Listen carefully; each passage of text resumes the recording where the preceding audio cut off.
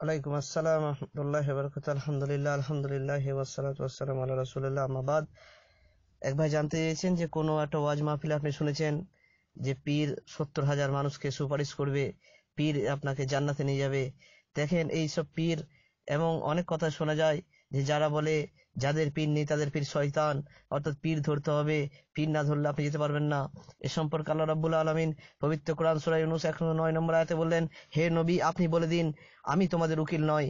রাসূলুল্লাহ সাল্লাল্লাহু আলাইহি ওয়াসাল্লামকে যখন জিজ্ঞাসা করা হয়েছিল যে পীর মুরিদ আপনিও আমাদের উকিল নয়, যে আল্লাহকে যোগাযোগের মাধ্যম, আল্লাহকে পেতে গেলে যে মাধ্যম লাগবে, এই মাধ্যমের জন্য রাসূলুল্লাহ সাল্লাল্লাহু আলাইহি ওয়াসাল্লামকে বলা হলো, তখন রাসূলুল্লাহ সাল্লাল্লাহু আলাইহি ওয়াসাল্লামকে আল্লাহ রাব্বুল আলামিন বলেন, আপনি জানিয়ে দিন আমি তোমাদের উকিল নয়, আমি তোমাদের পীর নয়। তাই একমাত্র আনুগত্য অনুসরণ করতে হবে আল্লাহ রাব্বুল আলামিন এবং রাসূলুল্লাহ সাল্লাল্লাহু আলাইহি ওয়াসাল্লাম। সূরা আপনি যদি দেখেন যে আল্লাহ পবিত্র কোরআনে অতিউল্লাহ অতিউর রসুল এক জায়গায় না একাধিক জায়গায় বলেছেন, তোমরা আল্লাহ এবং আল্লাহ রসুলকে ভালোবাসো। যদি আল্লাহর নৈকট্য লাভ করতে চাও, আল্লাহকে ভালোবাসতে চাও, তাহলে নবী মুহাম্মদ সাল্লাল্লাহু আলাইহি ওয়াসাল্লামকে ভালোবাসতে হবে। আর জানবেন, ইবাদতের দুটো শর্ত। প্রথম শর্ত হলো একমাত্র ইবাদত হতে হবে আল্লাহ সন্তুষ্টির জন্য, আর ইবাদতের তরিকা হতে হবে নবী মুহাম্মদ মুস্তাফা সাল্লাল্লাহু আলাইহি সাল্লামের তরিকা। যে তরিকাটা দেখিয়ে গেছেন সেই তরিকায়, অন্য কোনো তরিকায়, কোনো পীর, কোনো মাঝাবি তরিকায় করলে সেই ইবাদত আল্লাহ রাব্বুল আলামিনের কাছে গ্রহণযোগ্য হবে না। ইবাদত শর্তই হলো দুটো, একটা হচ্ছে আল্লাহর জন্য ইবাদত, আল্লাহর জন্য সমস্ত কিছু ইবাদত হচ্ছে আল্লাহর সন্তুষ্টির জন্য, আর ইবাদতের তরিকা হবে রাসূলুল্লাহ সাল্লাল্লাহু আলাইহি ওয়াসাল্লাম। কারণ আল্লাহ পবিত্র কোরআনে অতিউল্লাহ অতিউর রাসূল এক জায়গায় নাই।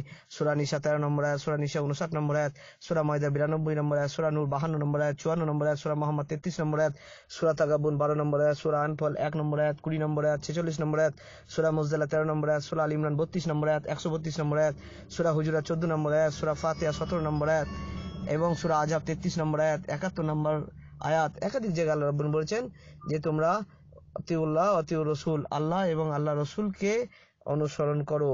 যদি আল্লাহকে, আল্লাহ রাসূলকে ভালোবাসো, তাহলে আল্লাহ রাব্বুল আলামিন খুশি হবেন এবং আল্লাহকে ভালোবাসা হবে। যদি রাসূলুল্লাহ সাল্লাল্লাহু আলাইহি ওয়াসাল্লামকে ভালোবাসতে চান, রাসূলুল্লাহ সাল্লাল্লাহু আলাইহি ওয়াসাল্লামের তরিকায় চলতে চান, রাসূলুল্লাহ সাল্লাল্লাহু আলাইহি ওয়াসাল্লাম যে পথ দেখিয়েছেন সেই পথ যদি চলতে চান, ইনশাআল্লাহ দুনিয়াতে এবং আখিরাতে আপনি ক্ষতিগ্রস্ত হবেন না। আর আল্লাহকে ডাকতে কোনো পীরের মাধ্যম লাগে না।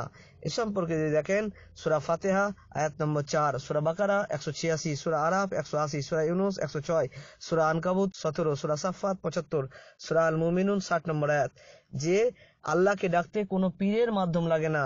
আল্লাহকে ডাকতে যে যারা বলে যে মাধ্যম লাগে, আর কিয়ামতের দিন কেউ কারো সুপারিশ করতে পারবে না, কেউ কারো কোনো কাজে আসবে না।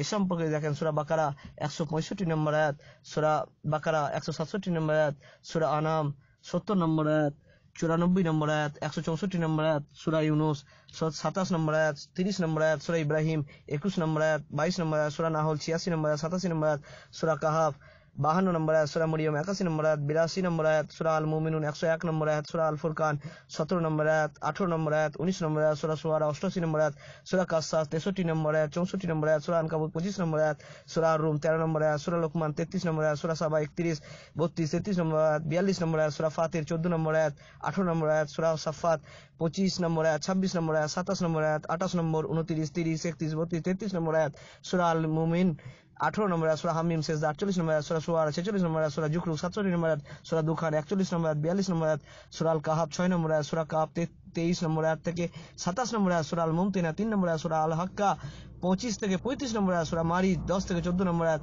সূরা আবাসা 34 থেকে 36 নম্বর আয়াত, সূরা আল ফিতার 19 নম্বর আয়াত। একাধিক জায়গায় আল্লাহ রাব্বুল বললেন যে কিয়ামতের দিন কেউ কারো সুপারিশ করতে পারবে না, কেউ কারো কাজে আসবে না।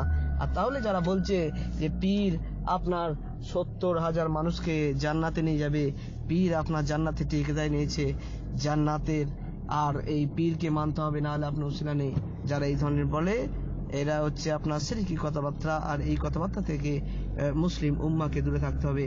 কারণ দুনিয়াতে যদি পীর থাকতো, তো সেটা হচ্ছে আপনার নিজের বাপ মা যদি বেঁচে থাকে, সেই বাপ মায়ের সেবা করুন, বাপ মায়ের সাথে ভালো ব্যবহার, বাপ মায়ের সন্তুষ্টি, এটা একটা ইবাদত, আল্লাহ রাব্বুল আলামিন খুশি হবেন।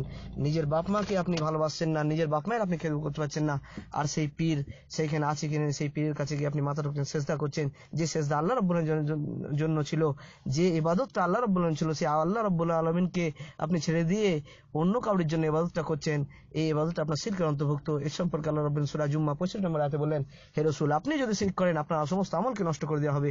তাই সাবধান, ভাই যারা এই ধরনের আকীদা আছেন এখনো পর্যন্ত সময় আছে, আল্লাহ আমাদের সকলকে হেফাজত করুক।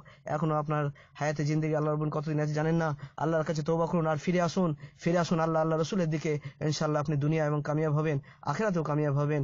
আর বেশি বেশি করে দোয়া করুন, আল্লাহ রাব্বুল আলামিন আমাদের সকলকে মৃত্যুর আগের দিন পর্যন্ত কোরআন এবং সুন্নাহ অনুযায়ী জীবনযাপন করতে তৌফিক দান করেন। আমিন। আসসালামু আলাইকুম ওয়া রাহমাতুল্লাহ।